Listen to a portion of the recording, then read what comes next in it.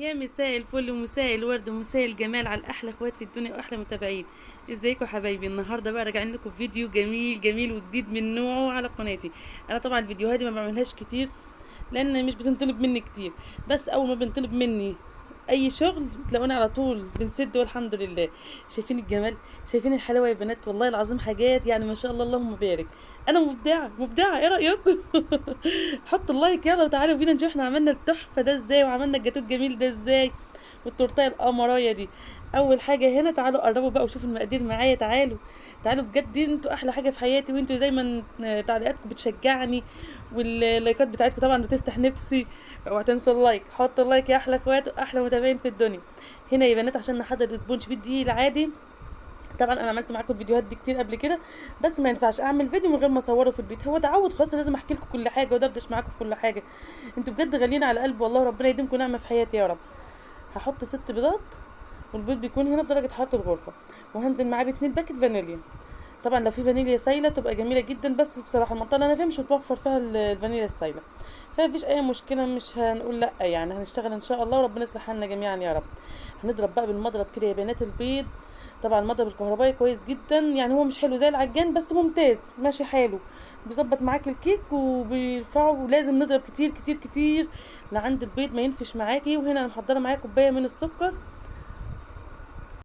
طبعا يا بنات كوبايه السكر هنا انا هنزل بيها شويه شويه عشان المضرب بتاعي ما يحصلوش حاجه ويضرب معايا الخليط كويس. طبعا لو عجان بنحط كله مره واحده. فربنا يصلح لنا الحال يا رب، ادعوا لي ربنا يصلح لي الحال واجيب عجان، والله نفسي فيه، الواحد نفسه في حاجات كتير، ربنا ييسر لنا امورنا يا رب وامور حياتنا احنا وانتوا وياكم، اللهم امين يا رب. دي بقى معلقه اللهم صل على النبي محسن جل، ممتاز جدا جدا جدا، وبيساعد معاكي ان الفوم بتاع الخليط يعلى، وما شاء الله اللهم بارك تحس ان العجين فرق معاكي 180 درجه. طبعا بنزل من معلقه الخل برضو ممتازه، بتساعد بتشيل زفاره البيض خالص، وبتساعد برضو ان العجين ينفش معاكي. فخدوا بالكم من كل التريكات وكل التفاصيل، انا هكتب لكم المقادير كلها في صندوق الوصف باذن الرحمن، عشان اللي عايزه تعمل كيك السبونج بالدقيق العادي في البيت هيطلع معاكي سهل وناجح باذن الله، بس مش على الخطوات واحده واحده، باذن واحد احد ربنا هيكرمك ويكرمنا احنا وياكم يا رب. هنا حبايبي مع الضرب بتحس ان الخليط بيتقل معاكي، المحسن الجيل بيتقل الخليط تحت ايدك كده، بتحس ان المضرب مش عاد ماشي زي الاول. فانا بنزل بنص كوبايه من الميه، طبعا ميه عاديه من الحنفيه، يعني لو لك ميه سخنه ولا ميه ساقعه. شايفين ما شاء الله اللهم بارك؟ شايفه الخليط يعني يقرب يملى البوله، وكريمي جدا وما شاء الله جميل جدا جدا جدا.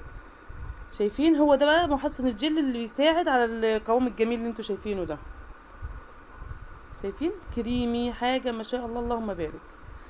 ننزل بقى بالدقيق بتاعنا، ده عباره عن كوبايتين دقيق، واحط عليهم كام معلقه بسم الله ما شاء الله. حطينا هنا معلقتين كبار من النشا، النشا برضو جميله وبتساعد على ان يطلع معاكي الخليط نافش وجميل.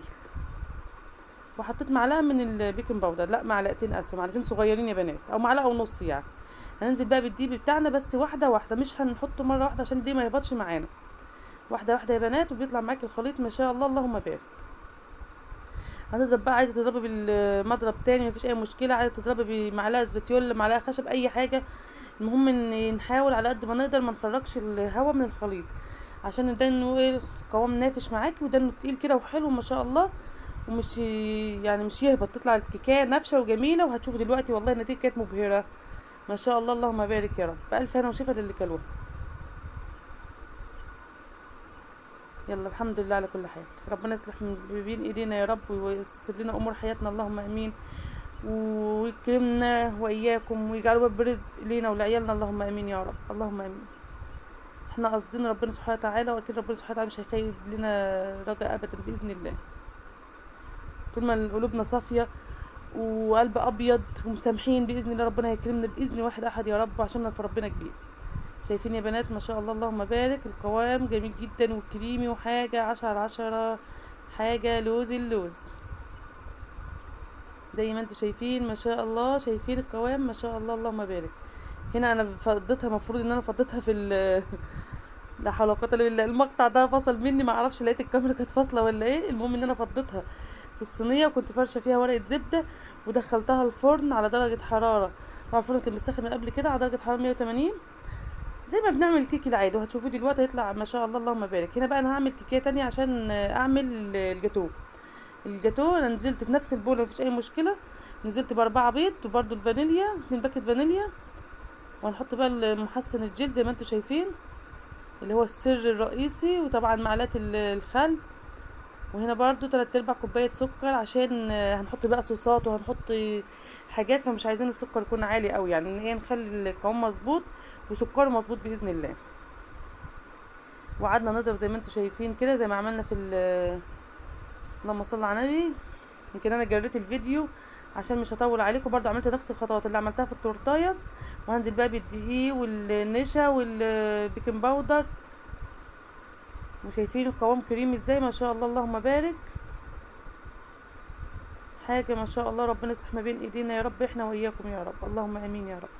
والله يا بنات هو سهل جدا وجميل بالدقيق العادي، يعني الاسبونج مش متعب ولا حاجه، بس كل اللي فيها عايزك تمشي على الخطوات صح وتحط كل حاجه واحده واحده. هنا انا عملت معاكم بالسباتيولا، ما رضيتش اعمل بالمضرب عشان اوريكم، ممكن نعمله بالمضرب وممكن نعمله بمعلقه عادي مفيش اي مشكله. شايفين القوام ما شاء الله اللهم بارك جميل جدا، وامشي في اتجاه واحد عشان الهواء ما يخرجش منك. ننزل بالدي واحده واحده يا بنات، ما نحطوش مره واحده. شكلي تعبت يلا مفيش مشكله، حبه كده وحبه كده.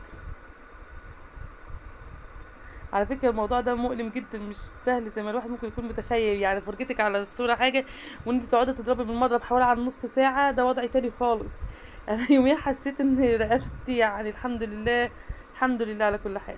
يلا قدر الله ما شاء فعل، ربنا يجعله بس باب رزق لينا ولعيالنا ويرزقنا وياكم يا رب، وربنا يبعت لحد تاني يطلب. ادعوا لي ادعوا لي ربنا يفرجها عليا يا رب يا رب اللهم امين يا رب. الاقي كده حد بيتصل يقول لي ايوه احنا عايزين تورتايه، اقول لهم من عيوني الاثنين، واحلى تورتايه ان شاء الله. واحلى حاجه في الموضوع ان كل تورتايه بتختلف عن اللي قبلها، يعني تلاقي كده بيطلع معاكي كده افتكاسات كده وحوارات كده جديده. هنا انا فرشت الصاج بتاعي ده، طبعا صاج عشان عاملاه مربع مستطيل عشان هعمل فيه اللهم صل على النبي الجاتوه، فمش عايزه، فظبطيه بقى وفرشي فيه ورق زبده وظبطي الدنيا زي ما انت شايفه كده. انا ده مش ورق زبده، ده ورق اللي هو المفروض ورق الحواوشي او ورق صواني، احنا بنجيبه عندنا في الافراح والمناسبات، فجبته من عند العطار، بلاقيه عند العطار متوفر او في السوبر ماركت يعني. شايفين هنا انا حطيت نص الصاج بس، طبعا انت هتسال انت حاطه نص الصاج بس ليه وسايبه نص الكميه بره، عشان هزودها كاكاو، عايزه اعمل شويه بالكاكاو وشويه بالفانيليا. هنزل بقى بايه بحبه الكاكاو بتوعي كده، انا جايبه كاكاو محلى حطيت عليه معلقه كبيره اهو زي ما انتم شايفين يا حبيب قلبي، وهقعد ايه اضربها تاني مفيش اي مشكله خالص.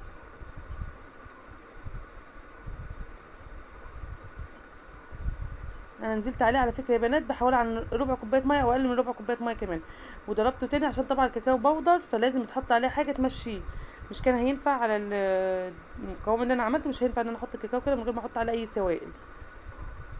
فحطيت عليه نص كوبايه من الميه، هتلاقي الخليط مختلف عن الخليط اللي قبله، بس مش هيفرق خالص والله، وهتشوفوا النتيجه دلوقتي هيطلع هما الاثنين احلى من بعض باذن الرحمن.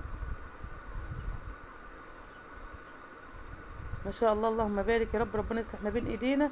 كان شغل جميل جدا والفينش الاخير كان تحفه، فرجوا ما شاء الله ما شاء الله اللهم بارك. انا طبعا كده الفرن كان سخن لان الصينيه التانية فيه وانا خرجتها زي ما انتم شايفين، طبعا انا مختبراها بطرف السكينه كده وما شاء الله نافشه وجميله، وكانت 10/10 واستوت 10/10، وطلعنا الصاج التاني بتاع الجاتوه برضو ما شاء الله اللهم بارك، وبيتهم لتاني يوم، بس برضو التليفون فصل معايا، مش عارفه التليفون بتاعي اللي حصل ولا انا كنت واخده عين ولا ايه. المهم بعد شويه بكتشف ان المقاطع مش اتصورت، التليفون كان فاصل بيفصل ليه مش عارفه.